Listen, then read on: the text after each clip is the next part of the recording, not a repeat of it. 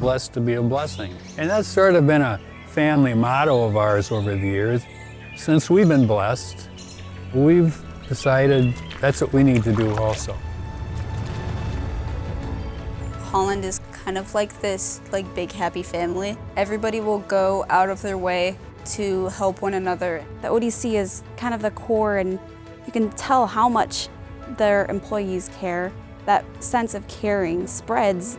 You can go anywhere in Holland and see the ODC's impact. You can be driving and see a landscape at the elementary schools, or drive by the parks and know that all the work's being done. It's astonishing not only what they take on, but what they take on with excellence. And that's what we're so fortunate to have.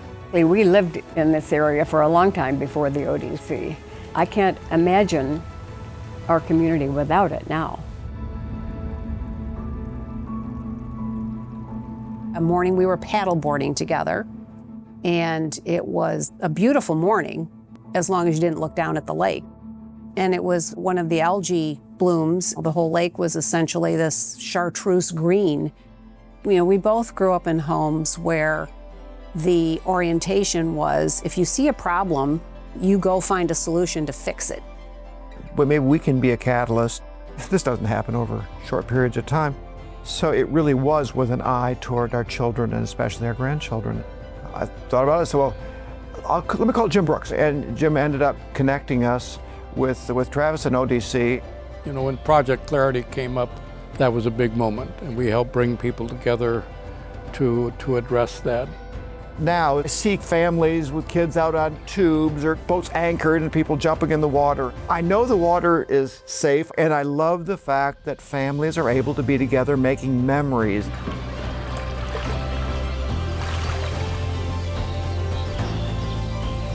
I don't know that I'm aware of another organization that started out as a conservation organization to turn into a world-class educational institution. I think in many ways they're way before their time. Oftentimes when we make grants, I look at them as investments. When I think of investing in the ODC, they're impacting kids' lives. My background is education. I was an elementary teacher, and just to see how those kids just do so well, they just flourish in that kind of an environment. We saw with ODC with our niece and nephew, and when they were 4.5, one day they saw trash in Lake Meketawa, and they're in their little life jackets, and they were so upset, and they're like, we are defenders of nature. Like, we have to get that trash bag out. We have 12 grades, and they have all been through this, and you can just see the excitement around here. It's just been amazing, the things they do here to get the little kids' imaginations. Can't even believe we got a program like that in our city.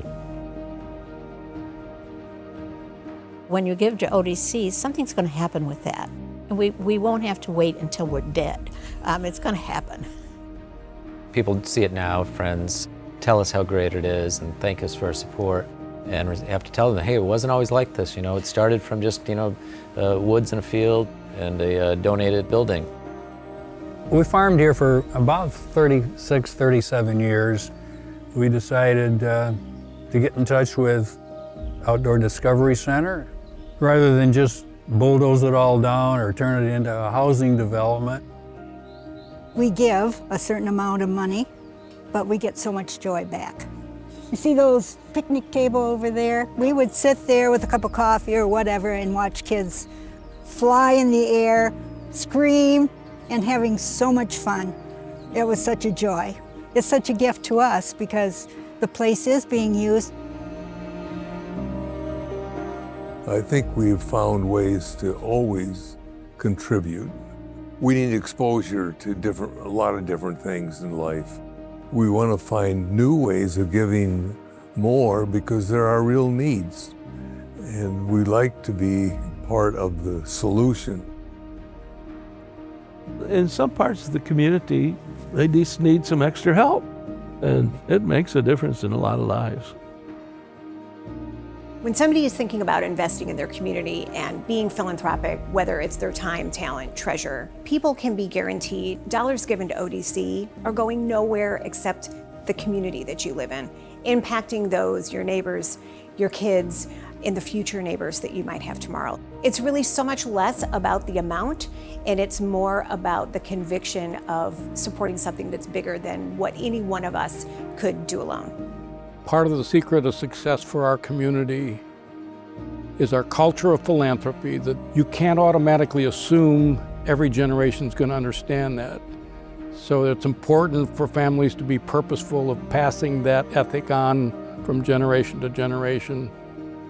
If you look out there, you'll see a lot of little small trees that have replaced the blueberry plants. And we're not going to sit in the shade of those trees. But somebody is.